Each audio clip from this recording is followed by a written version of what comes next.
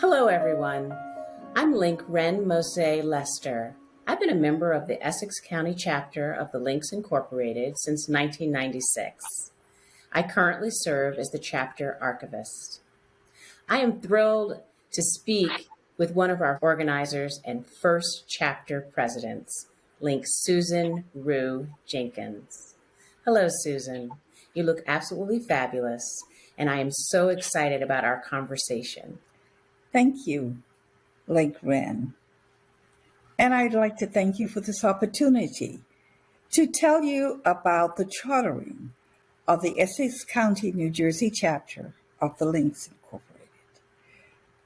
Our chapter, Essex County Links, was inducted into the Links Incorporated April 26, 1986, at the Airport Marriott in Newark, New Jersey. And we were such a proud group of 21 members. How did you go about finding the women to start up the Essex County chapter? And tell us how you all came together for planning purposes, or just describe how that all happened. Well, I knew a lot of women in Essex, Black women, professional women in Essex County, because I attended many of the churches in Essex County.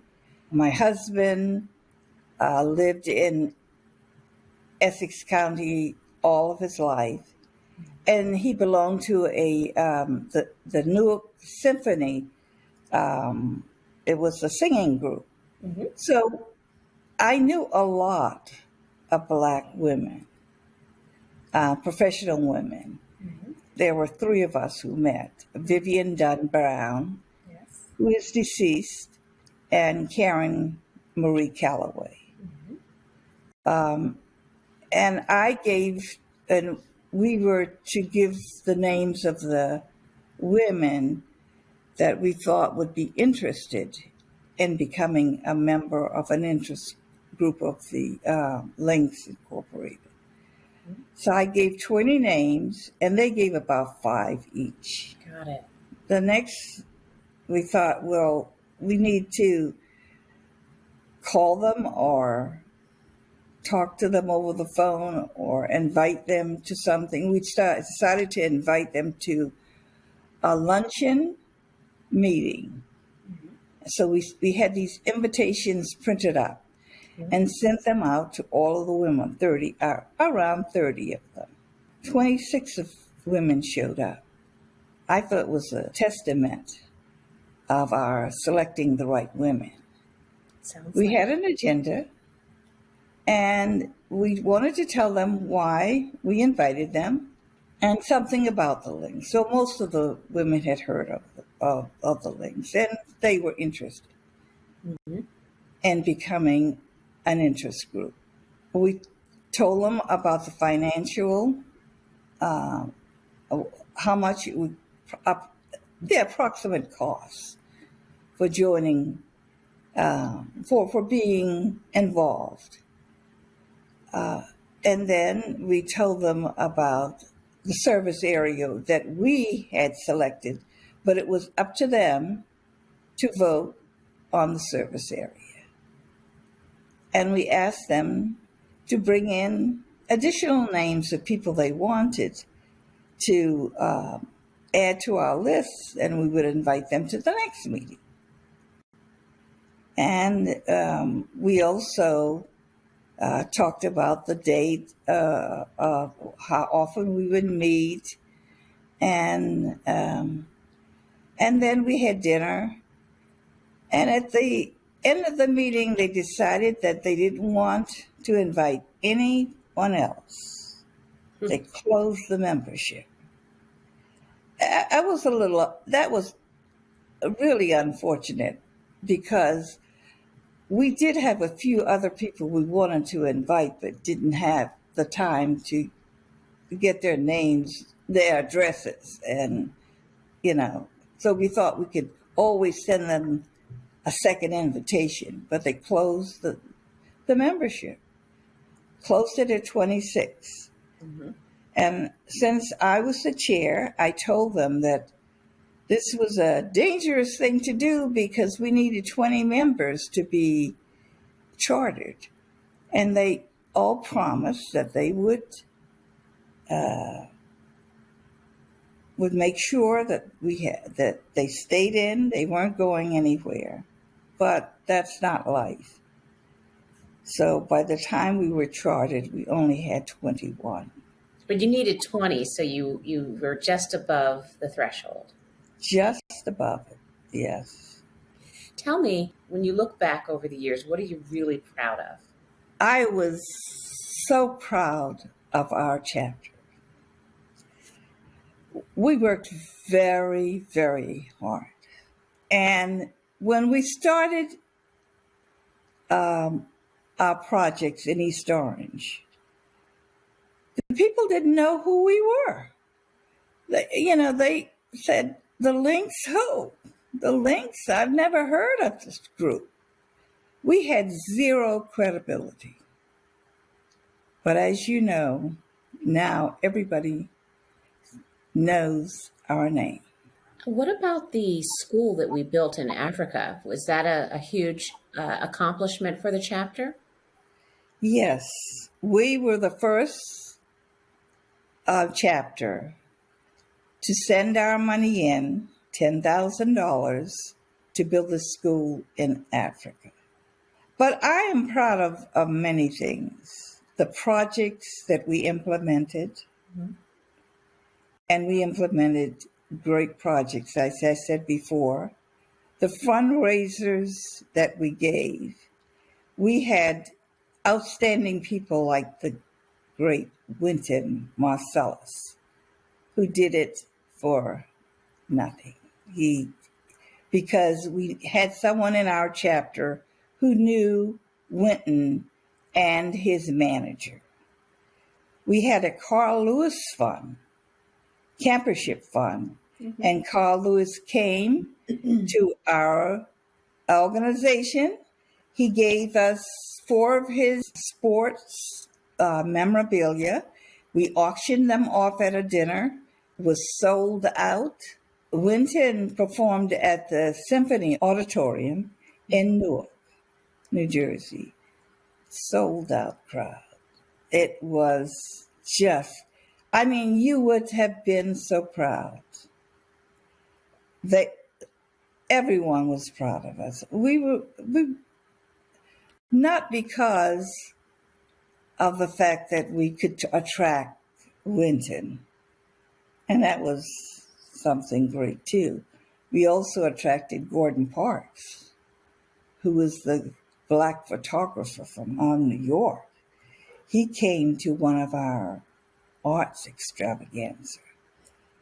So we had women there who knew other people, and they were able to get them to come to our activities because we thought it was necessary for Black people to see other Black people who were doing outstanding work. And that's what we did. And I was quite proud of it. Very nice. And we were friends. We didn't know each other too well when we started out, but we became close friends. We visited each other. We had parties together. It was an outstanding time. I think it was one of the best times of my life. One thing I thought about when you were describing all of the fantastic activities and the connections of all the women who came together to build such wonderful community programs is the Emerald and Ivory Cotillion. Were you Yeah. involved in that groundbreaking activity for Essex County and the impact that it had on young women over the last 20 years? Well, yes.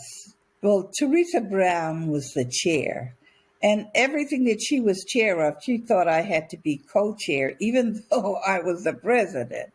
There was a huge leadership component to the cotillion that helped support the girls over the last 20 years who participated. And were you involved in that leadership program development? Yes,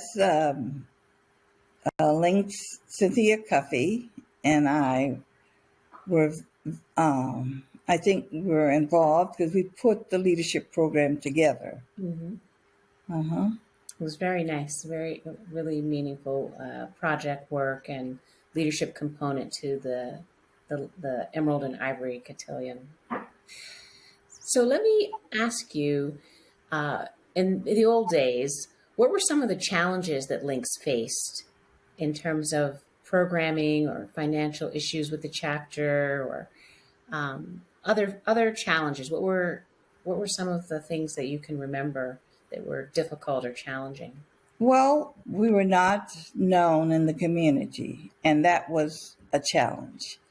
Hmm. It was also a challenge to get the students out to the activities that we wanted them to participate in. Hmm. After school activities were very difficult because a lot of the parents worked, and so the students did not have a way to get to the activities. And then we had thought about having a 501c3 when we were in an interest group, and we were able to get it with no trouble at all. Hmm. But then we found out that the national chapter did not want us to have a 501c3. So that became a problem for us because it really helped a lot in asking for money, because I got quite a bit of funding from Merck and Company for our science programs. But then when we had to give it up, then we had to really eliminate all of the companies that used to give us money or donate to our cause. And we had a number of companies like Sharing Plow and Hmm. churches and a lot of the pharmaceutical companies gave to our science programs. Susan, tell us what if you or what do you enjoy the most about being a Link? What I enjoyed the most was the time that we won the top prize for our programming. I was so excited that they thought I was going to have a heart attack. I when they had called all the names of every chapter team in the links. Hmm. And so I was downhearted. I said, all we had put in so much work. I thought our programs were so outstanding, and we've won absolutely nothing. And then the president came forth, and she announced Essex County Links had won the Hardeman Award, which was the top award. And it was just so outstanding. And I really love the fact that we were involved. We got so involved in the community work. That's what I wanted to do. And that was the reason for the chartering. It made it all worthwhile.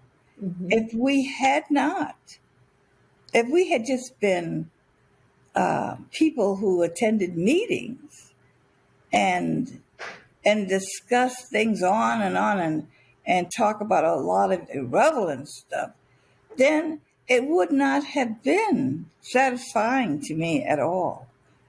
But to work with the projects that we had, Hmm. that has made it worthwhile. What advice do you have for new Links joining the chapter and new officers now in 2022 and for the future many years from today? We took everything seriously, but we were the charter members, so we thought we needed to have a real sound organization. I want to tell you first that I did not do it all by myself. I hope I've said we a lot, because everyone was involved. And so it wasn't just me. I was the president, but the other members worked just as diligently and as hard as I did. We wanted to make sure that when we left the chapter, we left it better for the rest of the people coming after us. Thank you so much, Link Susan, for sharing your insights, inspiring us all to remain linked in friendship and connected in service. Thank you.